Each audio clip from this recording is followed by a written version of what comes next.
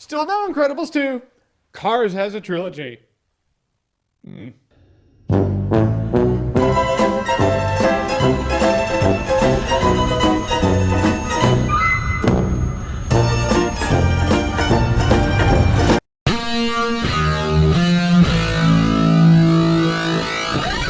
Cars 3. So Cars 3 is the third Cars movie no one was really asking for after Cars 2.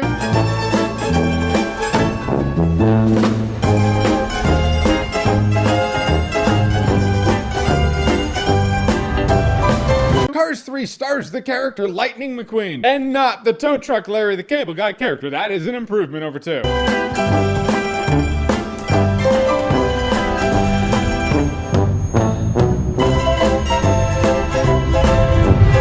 I should illustrate for people who don't know yet. I was gonna pass this right up. The Cars world is a world where cars are all alive. Like, there are no drivers in them. In fact, you never see human beings in cars at all. The machines have taken over. Cars now run the world.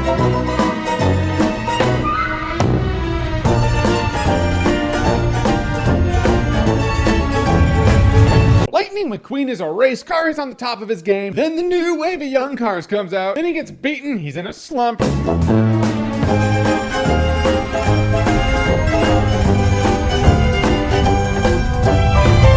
Now he needs to train to be fast again so he can find his mojo. That's one of the plots in Cars 3. If I told you that's all they had crammed in this movie, I'd be lying. That's one of the problems about Cars 3. There's so much packed into this movie, so much they want to do.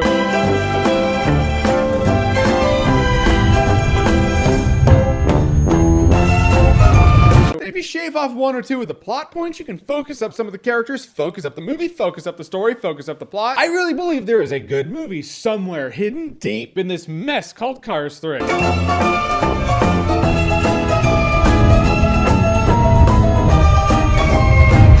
The second half of this movie I liked a lot more than the first half. The first half I was like, why?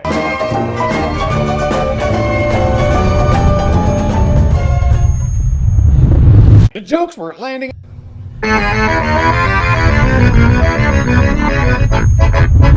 Actually, for a large portion of this movie, I actually stepped back. I was like, the funny thing is this movie's not actually cracking jokes, and I find that interesting. Then I realized it's trying, they're just not landing.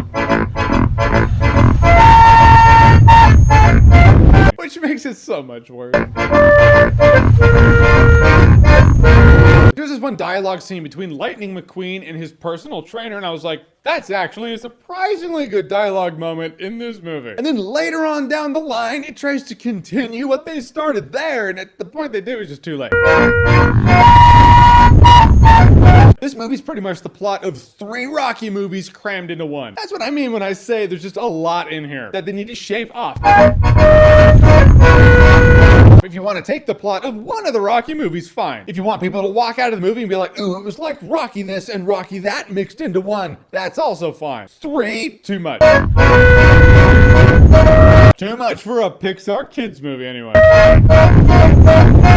I want to say this movie would be fun for kids because, you know, you shiny things. But even the kids in the audience were talking. They were just jabbering on about nothing. And when you have kids in a kids movie talking about nonsense, when they're not talking about the movie at hand, I have to assume the movie's boring them too. As in it really sounds like I'm tearing this movie apart. Like I said, the second half of this movie, maybe the last third of this movie, was actually good enough for me to be like, I feel like the movie was directed by someone, then that someone got fired. Then they had another director come in. 2 completely different movies that have been crammed into one. Maybe they were planning on a Cars 3 and a Cars 4, and they were like, that's never gonna happen. Here's Cars 3. In the end, I walked out of this movie just tired. I was yawning like, oh, that was over? Okay. And I will say I'm probably not gonna remember Cars 3 in T-1 day. Yep, already forgot. Alright guys, so the Cars movies, have you seen any of them? What do you think about them? I personally haven't been a fan. But what about you? Are you like, yeah, I don't get why they keep making them? Or are you like, I don't get the problem, I enjoy it. Whatever your thoughts, whatever you think, comment below, let me know. And as always, if you like what you've seen here and you want to see more, click right here to see more.